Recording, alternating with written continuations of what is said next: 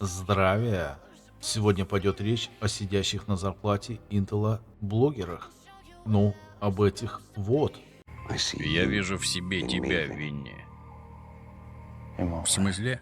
Нет, господи, не в этом смысле. Я имею в виду, я вижу частицу тебя внутри меня. Да блять. В недавнем ролике по компам внимательный зритель заметил, что потоков больше, чем может быть у шестиядерного процессора. Да, мой косяк. Тема трудно искалась, вставил ближайшее похожее видео фоном. Попугаи, ну или FPS, в любом случае примерно близко должны быть. И тут мы столкнулись с проплаченным оратором голубых, снимающим бредотесты не на том оборудовании. У них всегда одна и та же тема, мол, процессор AMD сосут, покупайте богоизбранный Intel втридорого, а если денег нет, то тоже Intel, но сильно был серверный, на подвальных материнках и спок. Чего не знали, что они уже не просто China в надписях на упаковках, а People of China. Только у нас дебилы по ящику эту якобы страну Китаем называют. Впрочем, как и половину других якобы стран на Земле. Не так, как на самом деле они себя называют. Скрывая тему того, что у нас Китай-город в каждом старом городе есть.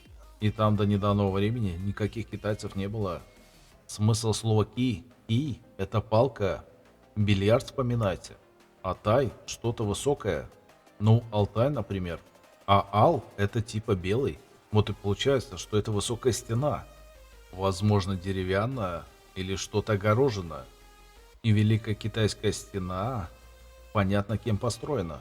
Вроде как от набегов джунгаров. Область Джунгария по сей день есть на севере Чайны.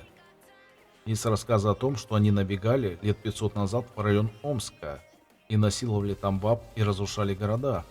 Разные похожие народы рассказывают на местности, что они ранее были светловолосыми и голубоглазыми, а теперь привет. Тут у меня двояко, может быть разное. И временные рамки очень поломаны по любой теме. Дошедшие до нас артефакты показывают другую историю. И да, они в каждом старом городе.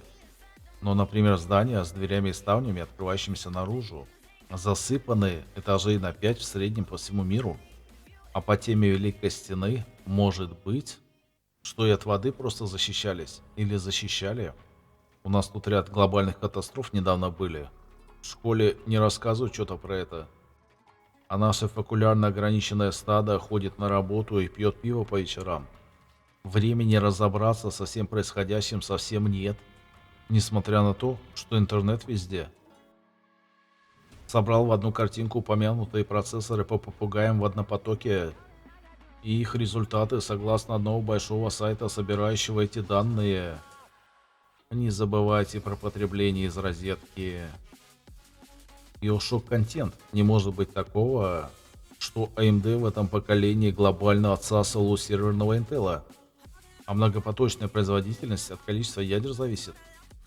И она требуется только всяким там рендером и прочей муре. А нам в играх и скорости отдельных приложений только однопоток важен. Конечно, многие спросят, как такое может быть, когда блогеры не просветляют население, а откровенно обманывают.